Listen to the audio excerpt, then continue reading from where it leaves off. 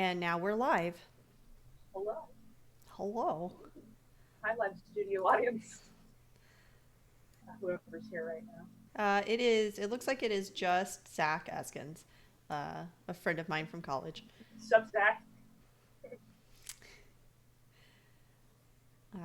We could give it another.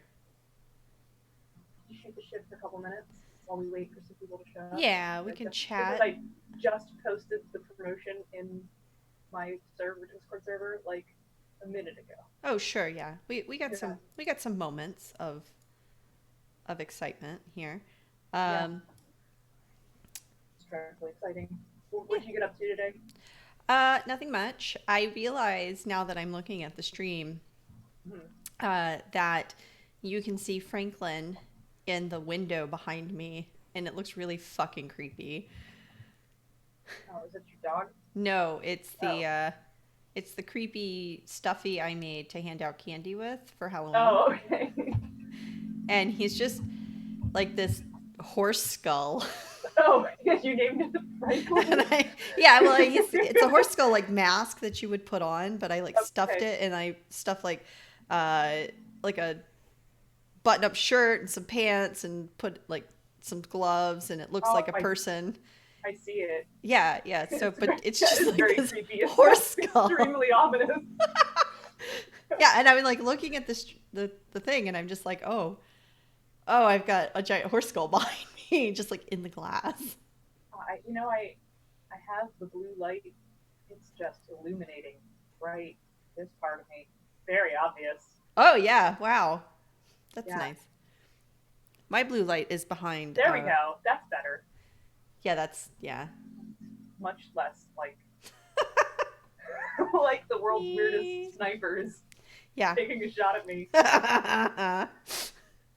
The world's weirdest sniper. Okay, I think it looks like now we've got about 5 people, which is, All right, cool. High five, people. high five, people. Oh man, I'm so lame. Yep. This is this is what happens when we're stuck alone. I don't know what to do if I'm not running a game. Oh boy. Oh, a mood. Uh,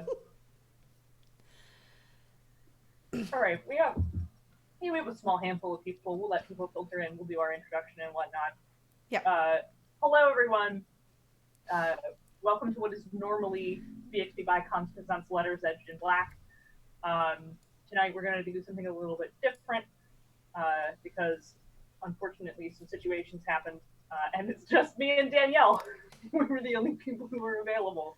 Hi, everyone. So for your viewing pleasure, we're going to actually do a bonus experience episode live. Woo!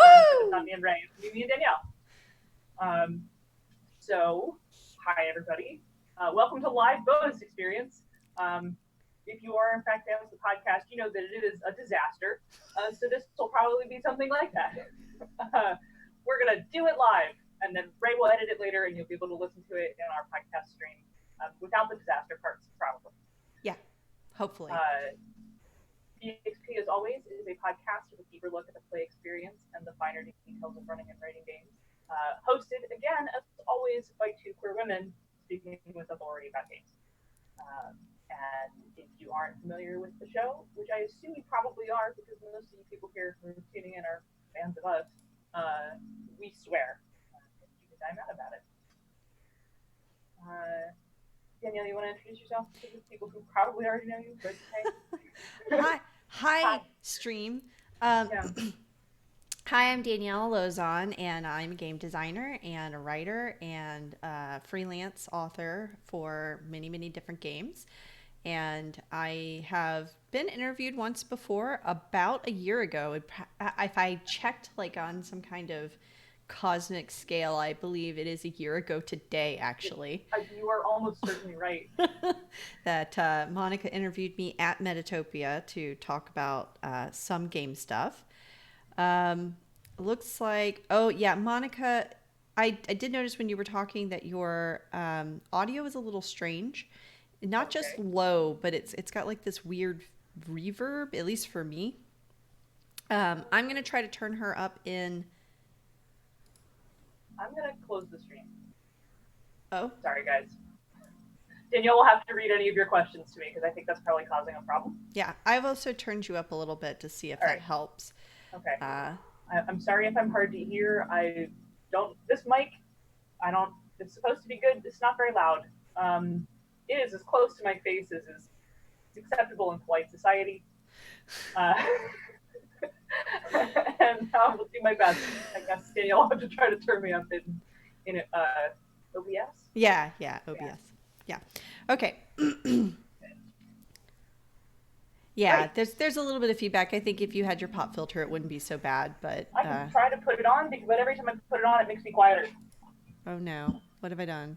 Oh God, I've done that thing. Okay, I did the thing I wasn't supposed to do. There we go. But what was the forbidden thing you weren't? I'm not supposed to touch the yeah. Anyway, does it need to point at your mouth more? Is a question that is being asked. Is it directional? Again, I don't know. We can Have you try. tried making it at an angle as opposed to at Like a this. up and down? Is this better? Is this better? Now the pop filter is back. Is this better? Okay. Well, Audience, help! This is BXP Live troubleshooting Monica's mic. I think it is better. Yeah. Okay, all right. If this is better, then let's keep it there. I won't fuck with it more. Okay, please. Where were we? Oh yes, I was Yeah. introducing myself. You were, and then we took a pause to troubleshoot my mic. Okay. Carry on. Well, Continue telling people who you are. I am Danielle Lozon. I am Great. a game designer, a freelance writer, an author. I mostly do a lot of work with Onyx Path Publishing. And I am also currently the GM for our Blades in the Dark game, Letters Edged in Black. And I am just, that's it. That's me. That's you. That's me. Hey everybody, I'm Monica. Normally one half bonus experience. You, if you don't listen to BXP, then you don't know anything about me. I am also a game designer, developer, and author. Also for the Onyx Path, which is how I know Danielle. Do a lot of freelance stuff. Am not running this game, which is a relief because usually I'm the go-to GM person. So I was thrilled that you wanted to run the game instead. And yeah, I think it's been a year since I'm not going to call this an interview. You're technically subbing in for Ray. So, sure. Yeah. But we did have more like a straight up interview almost a year ago today at Metatopia, which is this upcoming weekend. Yeah. Where we will both be. Next week. Yeah, this upcoming weekend. Yeah, I'm excited. Yeah, me too. It's gonna be fun. I hope so. It's not scary at all. No. I'm not underprepared like I always am. That's sarcasm. I'm totally underprepared. I'm not ready at all. I still haven't finished my anyway. I still haven't finished my playtest material. Oh boy. I am hopefully gonna be running a super secret playtest of something I can't talk about publicly. Ooh. Yeah. And I'm working on prepping the character sheets for that. And that's going to be really fun because there's some systems that I haven't decided how they work yet. And since this is mostly proof of concept, I think I'm just going to make them up while we try to play. Oh, I really like that idea. It's It makes you have to design, like I am doing this on purpose. Like I'm trying not to overthink it. Like, because I have to base it on something else, I kind of want to take the concepts from that and then see what happens when I have to spin them off the top of my head in the moment. Okay. And then like, hopefully somebody writes them down or I remember.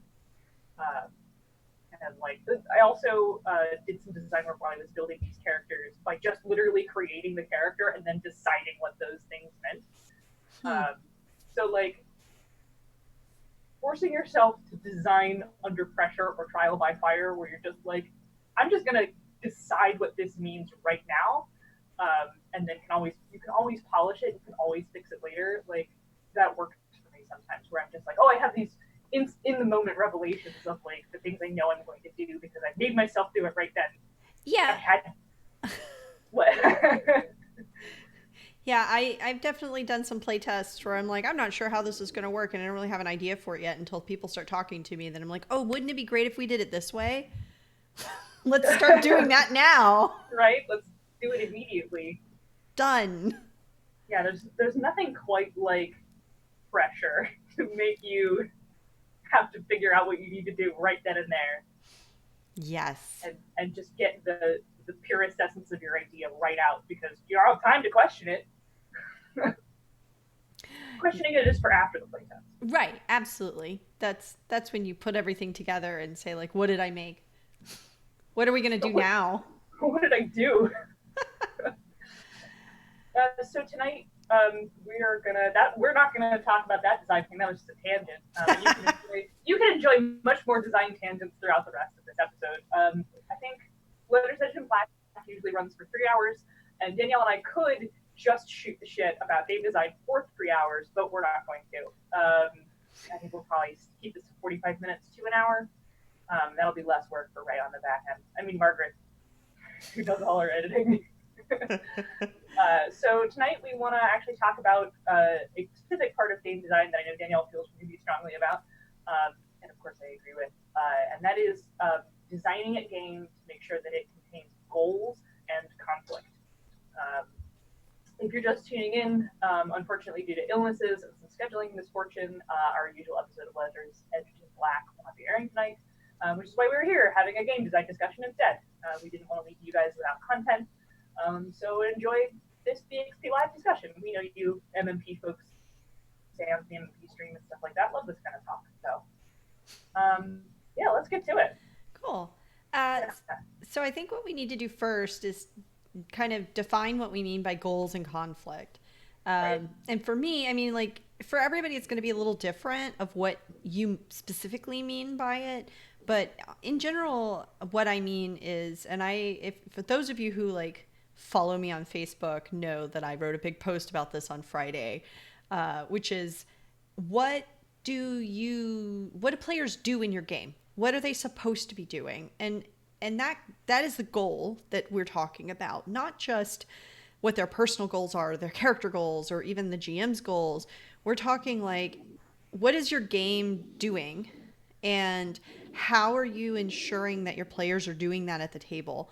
So is there an experience that you want a player to be able to have at the table, and then design your game to enable that experience? And a good example that is silly, but I'm going to include it anyway, is Exalted has a goal at the table in which players grab an insane amount of dice, shake them in their meaty paws, and then roll them at the table. And that is a design goal of Exalted. And so if you look at charms, if you look at excellencies, if you look at everything that you're allowed to do in Exalted, they're all designed towards that goal.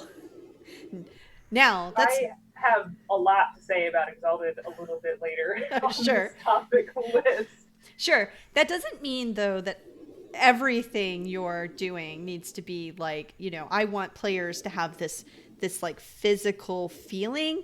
It can also just be like, emotions do you want them to experience at the table? Is your game about sadness and loss? Is it about being heroic? Is it about being anti-heroic? Is it about skullduggery?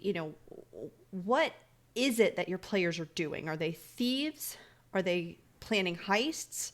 Are they planning heists, or are they doing heists?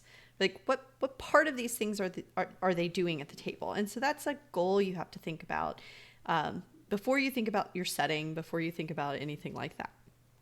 Yeah. And then to springboard off of the Exalted thing, like, sure, throwing a coffee can's worth of dice onto your table is a goal, but like the end of that goal is to create the experience of being an extremely confident, hyper powerful superhero demigod. Right. And like the buckets of dice, I rolled 50 dice and now I have to count numbers for 15 minutes. That feeling is part of the design experience that that game intends to create to make characters feel extremely powerful. And big number feel good in brain, as we stated in one of our other previous episodes. So like that, those two things go together. It isn't just it isn't just buckets of dice. It's buckets of dice with an end. Right. Like, and so that goal is what they're shooting. Right. Um, Yeah. and then when we talk about conflict, uh, conflict is what drives story, in my opinion. And conflict doesn't have to be um, combat.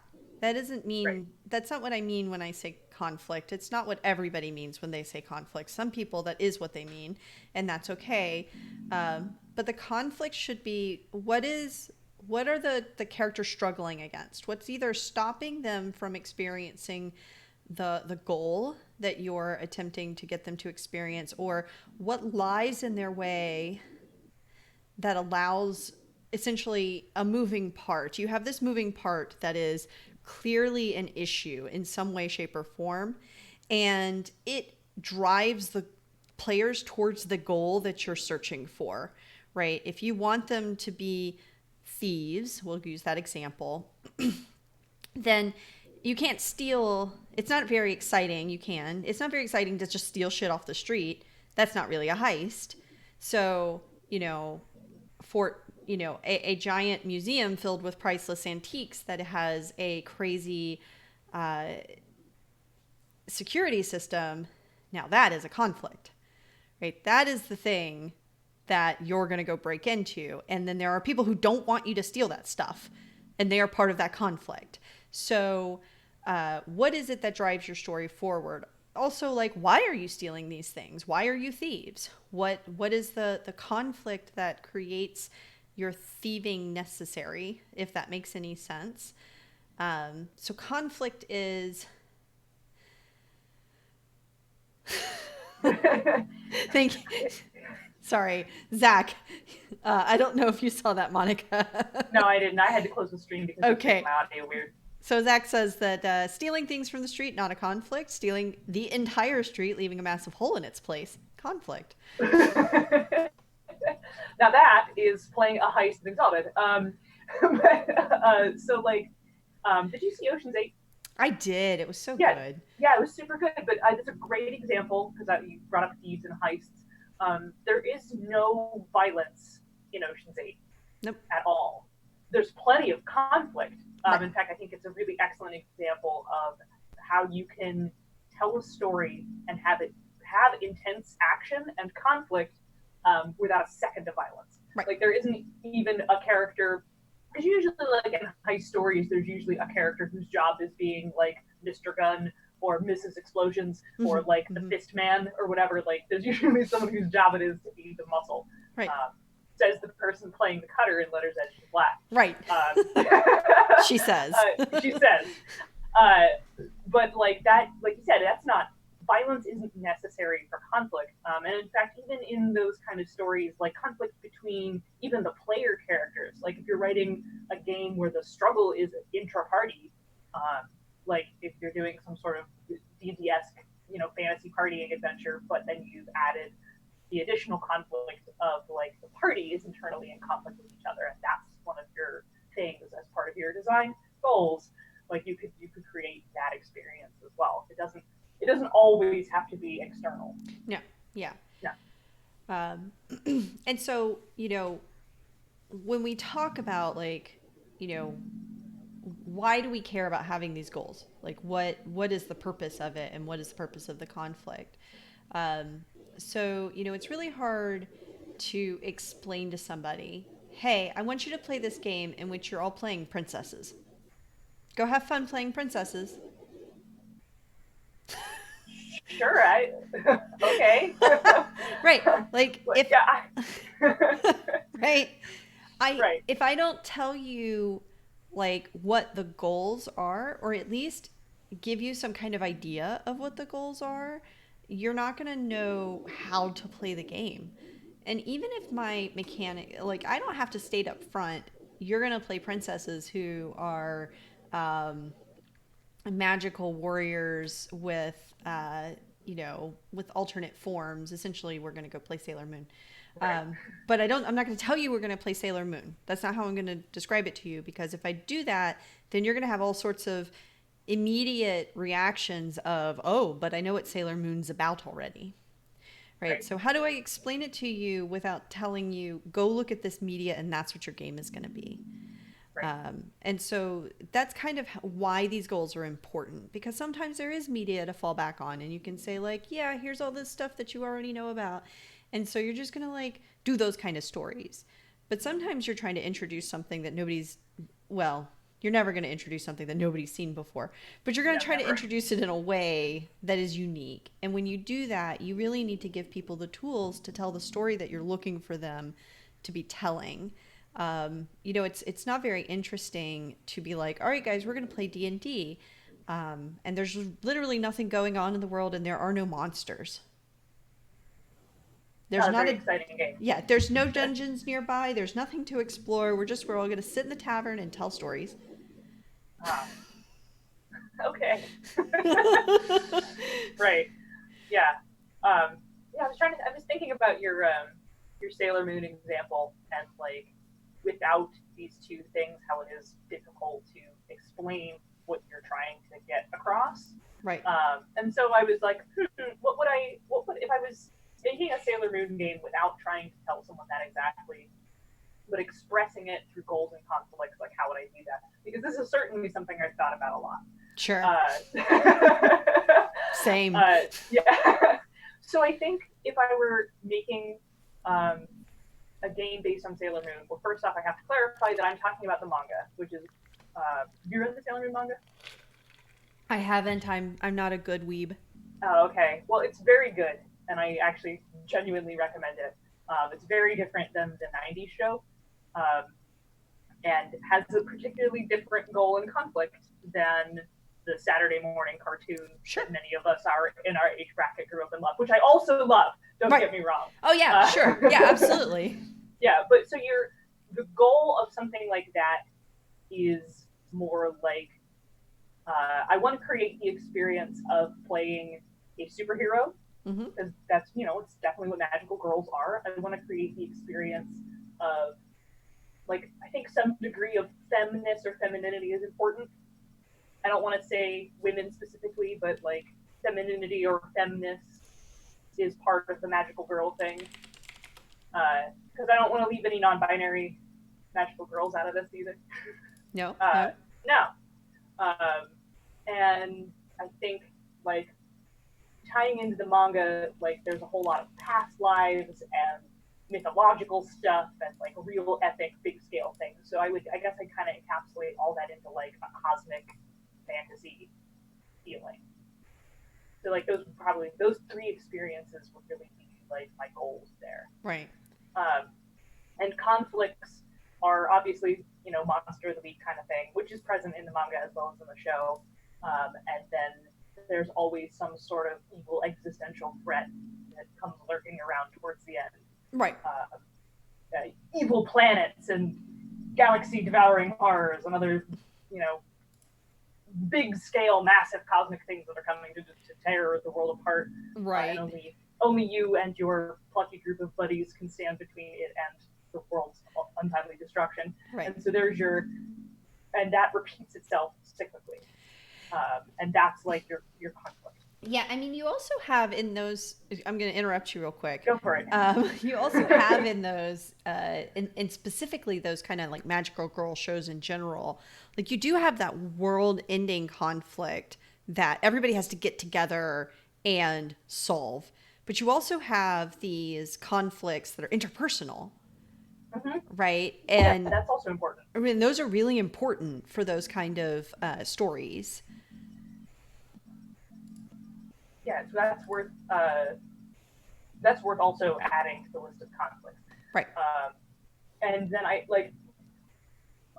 certainly had plenty of design discussions about like how to do Magical Girl, and I think I always sort of gloss over the interpersonal one too much. Yeah. And that I'm putting on me. Sure. Yeah. Because I want to get to the. I'm more fascinated with the stopping the cosmic horror part, but that's just me and my taste. They are both equally valid. Right, but if you're designing the game, you may Right. find that your game focuses more on the cosmic, like existential horror. I say horror, but like bad thing that could happen that, That thing that could happen. Yeah. as you are magical girls saving the day, um, and that is your design goal because you think that's more, not necessarily more important, but more interesting to you. Right. Where I may design that same game, and the thing that I think is more important or more interesting to me are the interpersonal things, and the like big, like you have to solve all the interpersonal things, and then when you do, like you just all turn into magical, like your magic forms and defeat the bad guys, and that's just like a given. But you can't do that at all until you've solved all your interpersonal stuff for the episode, Right. right?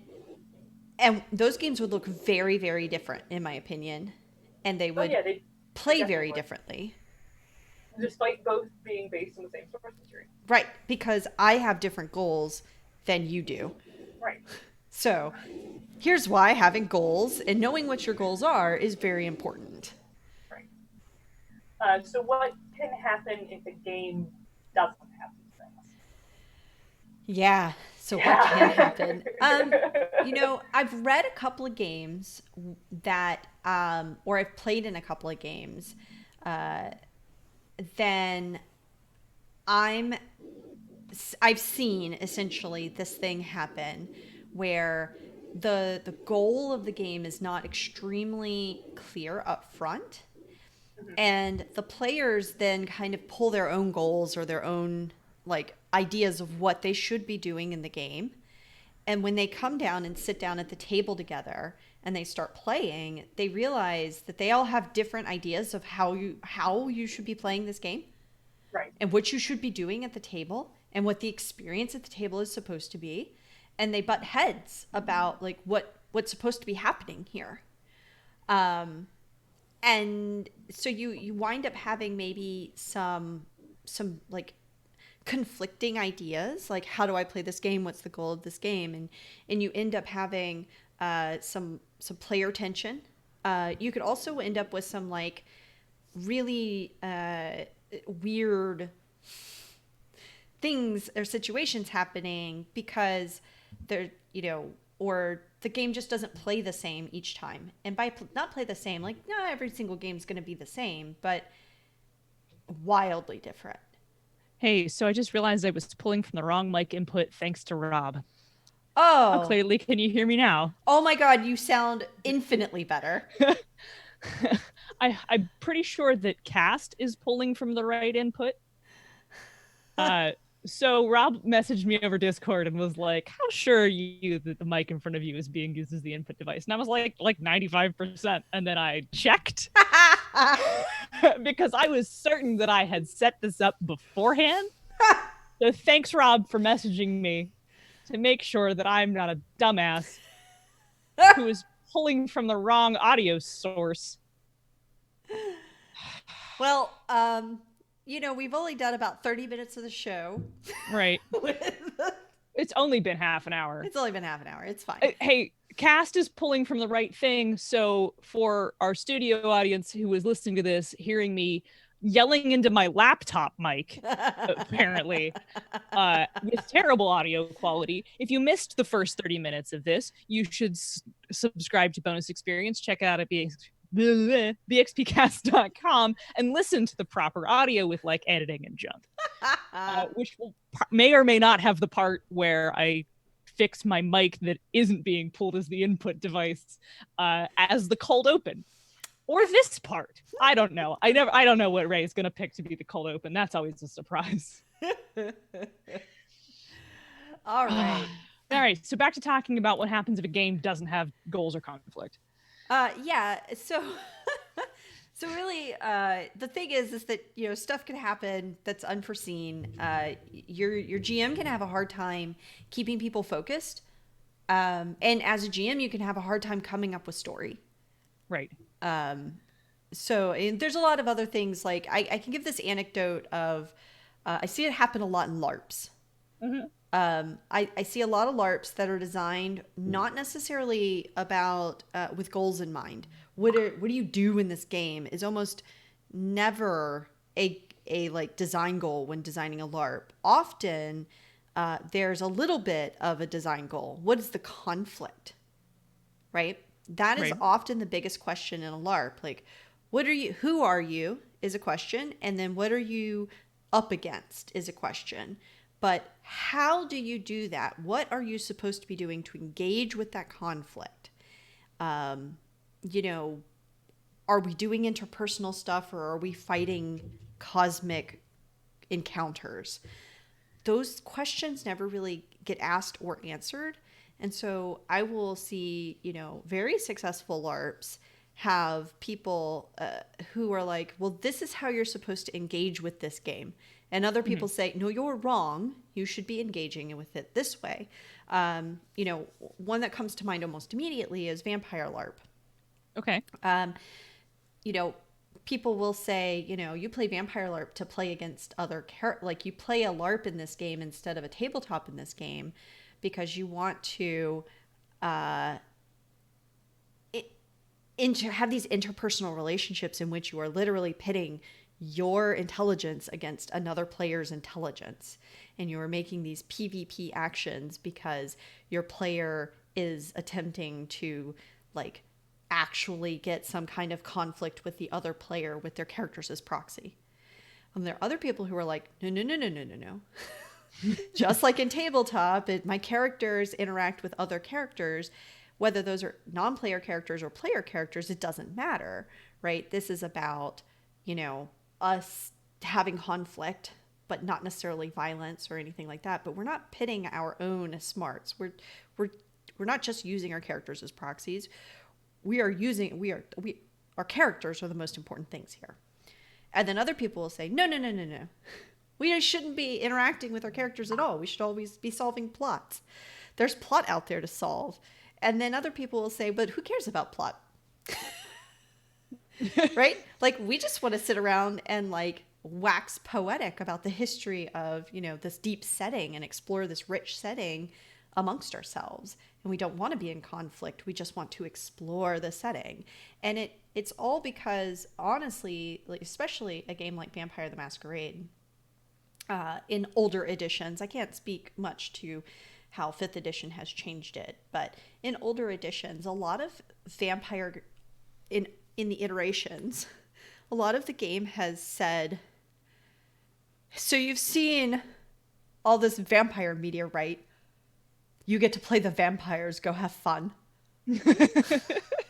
And I mean, a lot of people think they know what that means. And so they play the game. And, I've done that for a very long time. I mean, you certainly have authority to talk about vampire. Yeah, I do. Yeah. She's the line developer for Vampire the Requiem 2nd edition, in case the audience didn't know that. Right. I can't remember if you said that up top. I don't think you did. I didn't say that because it's one of those things. It's one of those things. Well, now you're ragging on vampires, so I think you're in your own wheelhouse. I am, yeah. And I'm not trying to rag on Vampire in the sense that, the problem with Vampire is that it is in a lot of ways. There's either this like really set rigid plot, there's all this setting that has been built into Vampire the Masquerade, right? Right. There are these Justicars, and these are their names, and these are their archons, and these are, the clans, and these are the covenants. Sabbat, Camarilla, Anarch, their covenants. These are their things, right? And everybody knows those stories from reading the books. And so when you play the game, people want to kind of maybe play the story, but then they also want to tell their own story. And it's really like there's a lot of conflict about what are you actually doing in this game? What are you actually playing in this game? Like, what are the stories you're telling as a player?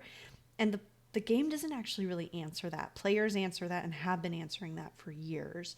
And I think they've been doing an okay job of it, right? I don't think that the players have been doing anything wrong. I think that they've been doing essentially what the game has told them to do, which is whatever the fuck they want. Um, which, if you're doing it at a tabletop, that's great because it means that you're just, everybody's probably going to have an agreement of what they want to play.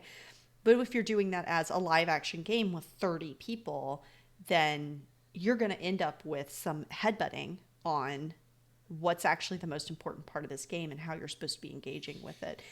And so that's like my super example. But there are other LARPs that suffer from the same issue of we've given you all these things that you can do, but we really didn't think about what you're supposed to be doing, and so our mechanics don't necessarily support what we say you're supposed to do. And I think there's plenty of traditional tabletop games that also have that problem, where the mechanics don't match what the game says you're supposed to do. And I think that's a fundamental design flaw, and maybe a topic for another time.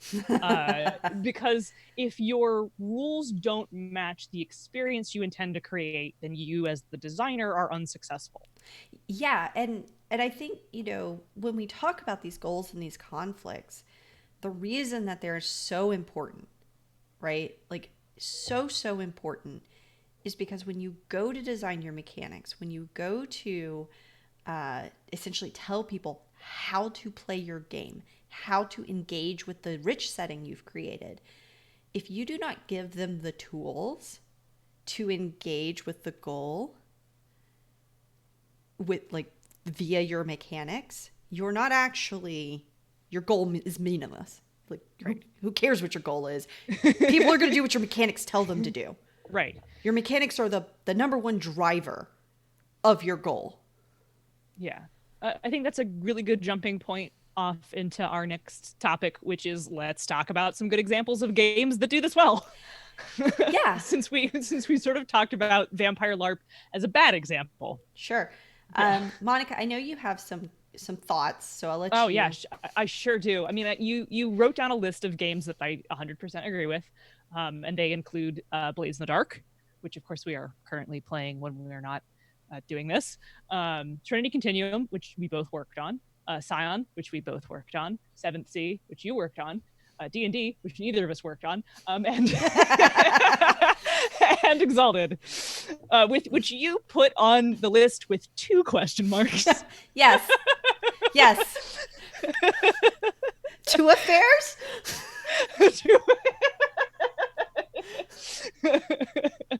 So, yeah, let me talk about Exalted, because as we all know, that's my favorite thing to do. Exalted is ripe with conflict. Though it has design goals, but like the goal of what is it that you do is perhaps lacking in direction. And it's more like there's so many things you could possibly do that it's hard to go, well, Exalted is about this. Like people, I've tried to introduce some new people to it recently, and they're like, well, what's Exalted about? And I'm like,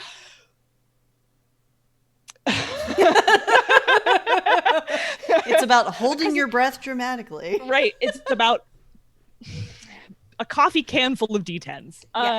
Yeah. And that, you remember that old meme, which maybe you don't, because I don't know how much time you spent on RPGNet in the era. But remember that old meme that was, remember those motivational poster frames that people used to make before we did top and bottom text? Yeah. That had the dinosaurs and F-14s from the Calvin and Hobbes comics. And then it was just said Exalted. Yeah, it's kind of like that. Do you remember that? Yeah. Yeah. Which doesn't actually explain anything about it. No. And was an encapsulation of a certain attitude towards playing it between the years of 2001 and 2007. And it was like a zeitgeist of that particular time. And if you weren't playing the end of Exalted First Edition through Second Edition, through the revelation that like, oh, hey, you can kind of play this game whose mechanics encourage you to play in this ridiculous over-the-top manner, to be played in a ridiculous over-the-top manner, then that old meme means nothing. Right. And so, no, Exalted isn't really about playing dinosaurs and F-14s, though that kind of game might be fun. But it does have mechanics that encourage you to play extremely powerful characters in a very original, big, epic, ridiculous setting, and basically go full bat shit as much as possible. And the rules are like, yeah, go ahead, do it. We want you to. So like, as far as design goals go, it does in fact have them. As far as what do player characters do, there is so much on that list that I have a hard time pinning it down. This is Exalted's evergreen problem. It is just so much. And at this point, it's a game that's what, 20 years old? 25 years old? No, Yeah. not 25 years old. No, 20 years old. Early 1999. Yeah, yeah. 20 years old. It is now 20 years old. Oh, yes. God. 20 years old. I just, I remembered that 1999 was 20 years ago, and I had to face my own mortality for a moment. And the current Exalted Core book, which is, I'm gonna pick it up because it's heavy as fuck. Yeah. The fact that I can turn it around with one hand like this is a testament to how much I've been working out. Yeah, I was gonna say it's about your strength and not about the book. Yeah, that's about yeah. So that's what the core book looks like, which that for the current edition, which does not contain a storytelling section, which tells you how to use it. I have the print on demand version. Yeah. It's even bigger. Hold on. Oh my god. Here it is. I mean, I'm pretty sure it's thicker, right? So it's like, what is it? look at This is it. It's still the same number of pages, but they're like we got the premium print on demand version with its 662 pages of like, if I don't know, like I want to get a measuring tape. Oh, I have one. Holy crap. Okay. Why do I just have this on my desk, but I'm measuring it? Yeah, with the Kickstarter backers and everything, mine's 683. Ah, okay. Yeah, it is Yeah. 2.5 inches. I'm guessing this book. I'm gonna guess this book weighs 15 pounds. No, there's no way. No way. I'm full of shit. You're so full 8? of shit. 8? Yeah. Yeah, I'd believe that. Yeah, that's about an 8-pound book. There's a lot of stuff in it, though. Yeah, but not how to use it. No, and that is an issue. And here's the follow-up second book in the line, Dragonblooded, which is much easier to pick up, despite also being enormous. Yeah. Yeah. So yeah, it does have that issue of having a lot of stuff. It has a lot of conflicts, a lot of stuff to do. Oh yeah, there's lots of stuff going on. There's no end of stuff going on. Right. It doesn't necessarily though tell you what it is that you're supposed to, like how you're supposed to engage with that information, and that is an issue. I had on that list Dungeons and Dragons, and I honestly think Dungeons and Dragons has a very specific goal. Is very narrow. But it does what its goal is very well, in my opinion. Absolutely, I agree. That's why I get so head up when people are like, "I'm gonna play this thing that doesn't do anything D&D-esque in D&D," and I'm like, "Stop!" Yeah, stop. Right. So Dungeons and Dragons is a combat simulator, and it's such a good combat simulator. It's beautiful. You want to dive into a dungeon and beat up a bunch of monsters and get loot. Do that in D&D. It's so amazing. Right. Everything else you want to do about it. I saw somebody wanting to run like a heist game as a D&D game, and I'm like, why don't you play Leverage? Why don't you play Blades in the Dark? Like there are systems that will give you that feel without you having to hammer D&D into the mold that you want it to be in. And so that's another thing that I think, when your game knows it's designed well, and knows its goal well, it does become hard to use it to do other goals, in my opinion. So that could be a good thing for you. It could maybe be a bad thing for you. It's not as flexible. Right. Yeah. So let's how are we doing on time? We've 45 minutes. Yeah, we got some time. Yeah. Let's talk about Trinity Continuum. because I got my copy. Well, Henry got his Kickstarter copy. Sure. Yeah. So, finally got to see our hard work from, we're not going to talk about it, years ago in in print. Hold on. Hold on. Yeah, I will tell you how many years ago I was contracted to work on this book. And it was after you were contracted to work on this book. Okay. Because I got picked up as a like secondary author because the person who was originally supposed to write the talent section dropped out for some reason. Oh look, the Trinity Continuum core book has appeared out of nowhere. How mysterious. How mysterious. Oh, that's Aeon. Thank you. How mysterious. It's appeared out of nowhere. Thank you, dear. Much mysterious. Yeah, look how much smaller this is. So wow. Henry says he really likes it and it's really good. That's very nice. Thank you. So I started working on Trinity Continuum. Let's see. I was contracted in 2013. Yes, 2013. Like I said, years ago. We're not going to talk about it years ago. I think I was also contracted in 2013, just earlier in the year. That sounds about right. Yeah, because 2012 was an interesting time for me, but I hadn't started I think I got picked up to work on Vampire: The Dark Ages at the very end of 2012, and that was my first gig. And this was my second. Mm. Wow. Actually, no, that's not true. It was the first round of Changeling the Lost, and also Hurt Locker. I did a bunch of stuff there. Okay. No, I do remember that. Yeah. Anyway. Yeah, but then Trinity Continuum kind of happened like around the same time. Right. Yeah. So Trinity Continuum, all accolades about the direction of Trinity Continuum go to Ian Watson. He was the original developer on the book, and he put the outline together. And one of the things, that he wanted to do was to not just have this be like a blue book, like a Chronicles of Darkness core book, where it's just a stepping stone into all the other books that will come after. And you don't really play a core game. If you do, it's a little stilted or not as fun because you're not powerful characters, you're just dudes, right? Just dudes. Yeah, just dudes. And so he was like, hey, I want to essentially take daredevils from adventure and make them into the playable character for Trinity Continuum. We're going to call them talents, and it's just going to be your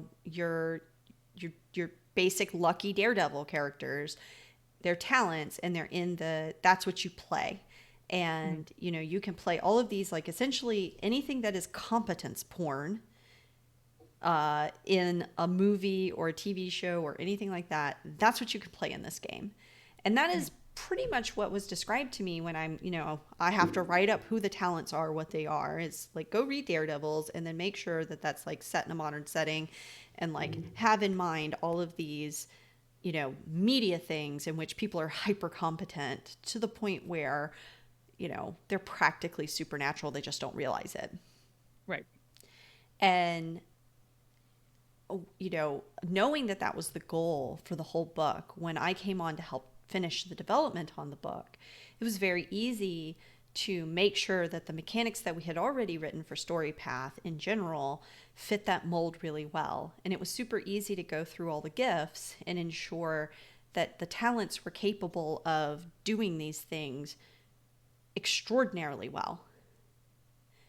Right. And a lot of that, besides the core systems, which you were responsible for doing the finishing development on, right, was the powers that talents can access, called gifts, which I did a lot of work on. Right. Yeah. And because I was a big adventure fan, and still am, there's not really a was about it, I knew exactly how to write the thing that we were looking for, because I was intimately familiar with playing a Daredevil and exactly how that's supposed to work. Right. And talents can do things like, of course, I've been doing so much scion work. I'm trying to think of what gifts were that I wrote 6 years ago.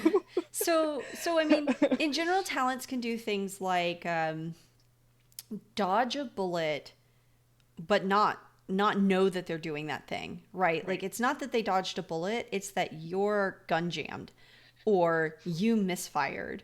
Or they'll do a thing like, oh, you know what? I would normally run out of bullets here, but I'm super lucky and ridiculous, so I'm Legolas, who like always has a fucking arrow in his sheath. Oh, right. No, Here, no I matter found how one of the many ones. of those I shoot. here's one of the ones that I'm pretty sure that I wrote, and also because we also had a bunch of different ideas, so a bunch of us had the same idea, so a bunch of them got merged together. Yeah. But this is one of my favorite ones that's in here, called "But Before I Die," which lets you spend an inspiration, which is the general like powers thing that talents get to have. Your character provokes someone into a monologue about their plans, or anything really, buying time. They spend their next action monologuing instead of doing anything else.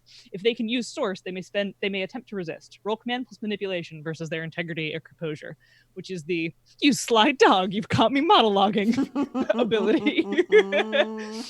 Right. Yep. Yeah, so it's things like that. Yeah. One that lets you be like super good with any improvised weapon, also courtesy of me. You may recognize that appears in other places because I really like that kind of ability.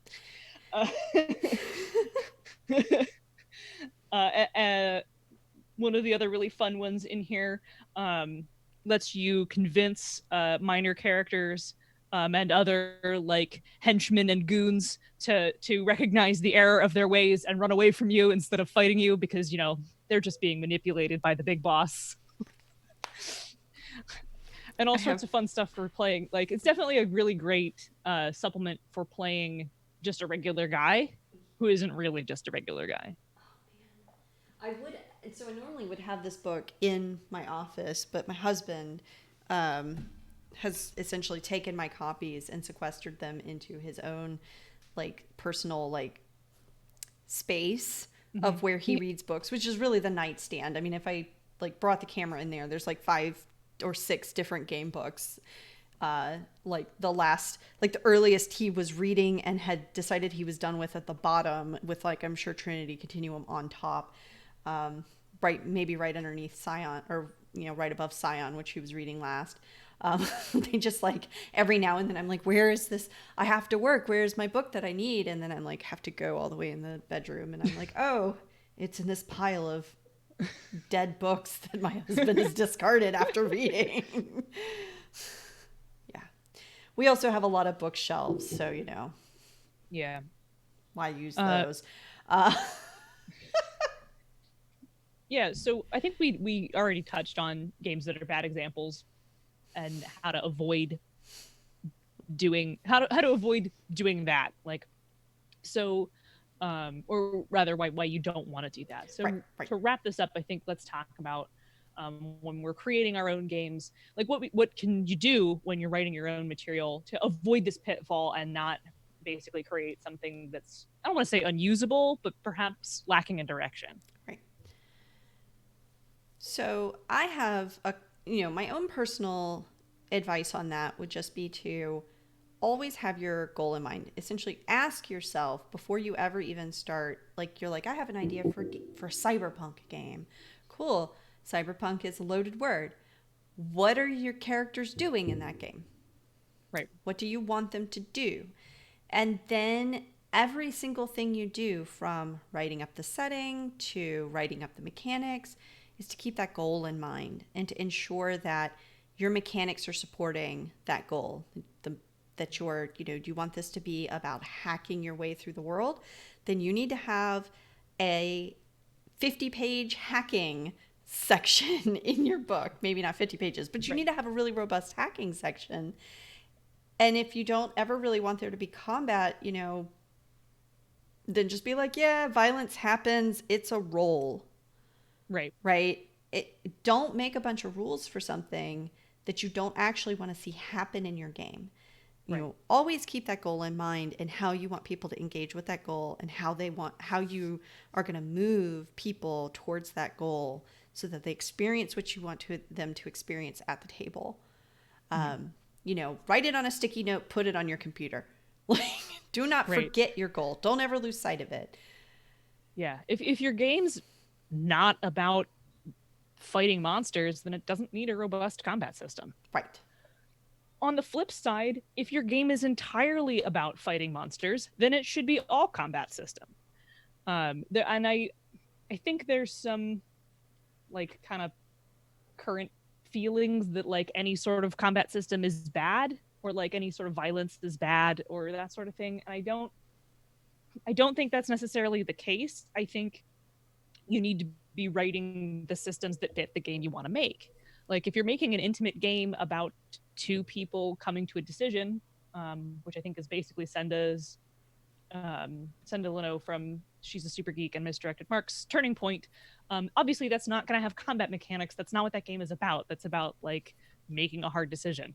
Right. And it's an intimate game and it's about interpersonal conflict. And there's all sorts of like, there's tons of conflict and goals there, but they aren't about fighting. Right. And your game can have both, right? Your game can be about interpersonal issues and violence. You can have a game Sure. that does both. Like, get you one that can do both, you know, whatever. But make sure that your rules enable both. Make Right. sure that your rules um, don't highlight one over the other. And one of the things I will say is that, you know, in the case of, say, Trinity Continuum, you know, we have 3 areas of action in the story path system. We have, you know, combat, physical area of action. We also have a social area of action and an intrigue area of action. And the story path system does give a lot of focus to the combat section, to the physical area of action. It is your primary way of engaging with the world around you. But the social system is not pathetic. It's No. pretty robust. And so if you want to take social actions to deal with a situation, there are a lot of tools for you to do that.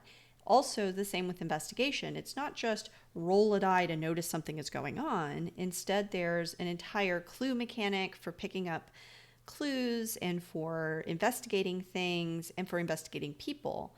And so those mechanics are separate from combat and they're very, very robust as well. But again, they don't have as much space in the book as combat. And so for the most part, people are going to recognize that this is action adventure. And you can do action adventure by, you know, doing a noir detective novel, or you can do it by socializing somebody and, you know, I guess now I can't think of the game studio that makes all the games that people love to romance their BioWare? NPCs. It's BioWare. Yeah, it could be a BioWare game. Uh, thank you. Just fell You're out of my welcome. head. I caught it. Here you go. Thanks. Yeah, you could do your BioWare game, but it is action adventure in the sense that, you know, there's going to be a lot of that combat action going on, and ways to deal with combat that aren't necessarily violence. You know, there are ways in combat to do things that don't necessarily involve doing damage to each other. Yeah, it is an action adventure system. It's not a murder each other system. Right, exactly. And one of the things that Story Path does particularly well to tie those 3 areas of action together is that all of them use the same base mechanics to work together. Right. Like the investigation, both the mechanic called stunts, which are basically things you buy with successes that let you do extra stuff, is the thing that makes up the backbone of both the combat system and the investigation system. I don't remember that the social system has quite as robust stunts off the top of my head, but it does interact with the same like spending successes, that sort of thing. It does. It doesn't have the same kind of stunts, and honestly, like thinking back on it, you know, had I thought harder about it at the time, I probably would have built in some social stunts. Mm-hmm. so that you Hindsight. could hindsight, yes, of course. But that's one of those things that, you know, you move forward until you come out to the other end and then go, man, I wish I had done a bunch of stuff different. Right. Yes, game design, period. Well, that's it, folks. That's it. Yep, that's it. Create for the experience you want and then get to the end and realize that you would have done a lot of stuff differently. That's all of game design. Thank you. We've solved it. Good night. You know, I had, you know, when you wrote this outline, I like wrote this thing, and I think I still want to talk about it a little bit, which All right, is an go for it. anecdote about Ripple Effect, which is the game I'm designing for Metatopia this weekend. And I have been designing for a couple of years now, off and on. It's not like I've been, you know, every day working on it. So the problem, like the goal I have for Ripple Effect, I have a goal and I have a conflict, but making sure that I'm designing in service of those two things is actually a little difficult, because the game itself is create a setting. The very first thing that the players do is create the setting in which their game is going to happen. And throughout the game, part of playing the game is continuing to design that setting and change that setting through gameplay. And so while it's not a game about world building, it has very strong world building elements in it. But what the goal of the game is that it's this episodic procedural play style game in which, you know, the ultimate goal of the players, the conflict is that where doesn't matter what's going on or where you're from or what your setting is, something absolutely horrible is happening. There's an impending doom, a crisis that you must avert in some way. The only way to avert it, you cannot do so. It is so big and impending. It is, the sun is exploding. The universe is contracting. Your entire world is beset by an incurable plague. The only way to fix it is to venture out into other dimensions, like a parallel universes, and make changes, kind of like your sliders, from, you know, the 1990s TV show that I loved so very much, and then went back and watched on Hulu and was very disappointed in that it does not uphold to my nostalgia, but whatever. But yeah, so that's the goal of the game. The experience is to, you know, get this feeling like you're going into a different dimension and you're going to do something there. You're going to make some kind of change that in that dimension, which will come back home as a ripple effect and hopefully save the day. But I can't tell you what that's going to look like, because your world is going to be different. The dimensions you create around that world are going to be different every time you make a new game. So ensuring that people still have that table feel no matter what their whatever setting they built is a very interesting and unique problem, because I can't do it with setting. I have to specifically do it with mechanics. And so I have to like help them design their worlds to fit that goal. You've chosen to play on hard mode. I have. I think it's going well, actually. Yeah, you didn't make that easy for yourself. I didn't. But you know, I think I've hit on a you know, using the Forged in the Dark system really helped me say, oh, here are some built-in mechanics that I can really use to you know, ensure that I'm building people towards this goal so that they have the experience I want them to have. And that's one of the things of this thing is that you don't have to design your own mechanics to hit the goals you want to hit. Right? In some cases, not designing your own mechanics and instead using a system that's, you know, open source may be a better way to do it. You know, if you want to make a combat simulator, why bother making a whole bunch of new mechanics when you can just use the D20 system? Because I don't like D20s. Look, I'm just saying. Yeah, I understand. I'm not trying to undermine your point. Because I also like to play on hard mode, and I'd like to build it from the ground up. Yeah. That's how you get a heartbreaker, which is a topic BXP is going to tackle later for sure. Oh man, I Yeah. can't wait for a heartbreaker episode. Yeah, that's in the docket. That's in queue because we're going to both talk about the trials and tribulations of the fantasy genre and also how not to be a heartbreaker. Are That's you going to be ready? fun. Are you ready for us to design our fantasy heartbreaker? Yeah, I am. I'm I'm so ready. so ready. We're at a little over an hour. Why don't we see if the audience wants to ask us anything?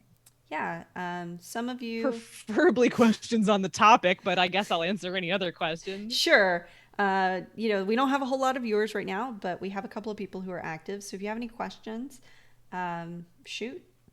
Yeah, we'll give you a couple seconds to think of something. I know people were probably looking forward to another episode of Letters Edged in Black, but I'm sorry people got sick and we're moving. Yeah. You had to listen to us be smart for an hour. Jesus. None of that. Who wants to listen to us talk? Not listeners me. of the listeners of our podcast who are going to get this episode later. Oh no, the horror. Yes. Any takers? Not so far, All other right. than Zach just simply saying that he was looking forward to this because he watches for my announcements. Oh, okay. Well, thanks for being a friend, Zach. All right. Well, I'm not going to waste a whole lot of dead air. No, yeah. Cool. I'm not seeing any questions, and that's fine. All right, cool. Well, then, fine, guys. We won't answer your questions. Fine. Hey, so this was a one-off. We're sorry about that, but we didn't want to leave you without content. Remember to tune in for Letters Edged in Black, which will be our live BXP live stream every other Sunday, starting at 8:30 Eastern, 7:30 Central, right here. So subscribe and get the notification when that's happening. We intend to keep playing it. This was a one-off thing. I suppose if everybody gets sick and moves again, we'll just do another live BXP episode. Talk about whatever. Also, listen to Bonus Experience if you don't already, which is part of the Misdirected Mark Network. As you can see, the MMP logo that popped up at the start of this. And you can listen to that at bxpcast.com or by subscribing to it in the podcast app of your choice. You can drop us a 5-star review. We'd love it, especially if you really like the show. Say nice things about us. It is the least you can do. And lastly, one last plug. BXP has a partnership with Nerdy Cappy, which is a place where you can get all kinds of really awesome queer swag. Really cool Pride gear. I have a pair of bisexual Pride Galaxy shoes that are really fucking cool looking. If you go to nerdykeppie.com, that's nerdykeppie.com, use promo code BXPcast at checkout, and you'll get 10% off your order. And we get money, and you support a local queer-owned business. It's awesome. Danielle, if they want to follow you, where can they find you on the internet? They can find me at Danielle Lozon Harper on Facebook. They can also find me on Impernius on Twitter, and I'm eventually going to have a website, but whatever. And if you want to find me, I got off of Facebook some time ago, so I don't have a Facebook. Sorry. But you can follow me on Twitter. I am at Zenith Sun. That's the best place to find me if you want to see me retweet Fire Emblem fan art. That's what I'm doing right now. I do sometimes talk about game design, but right now, Fire Emblem fan art. I tried to put the link in the chat, and I totally typed it wrong the first time, but the second time I typed it right. So okay, good. If you're second in the chat, time's the charm, I guess. All right, I think we're done. We're good. Thanks for tuning in, 5 loyal listeners. Yes, we appreciate you dearly. Thanks for listening. Thank you so much. All right, everybody, get out. Let's go. Let's get out of here. All right. Change it if you want to. All right. Thank you.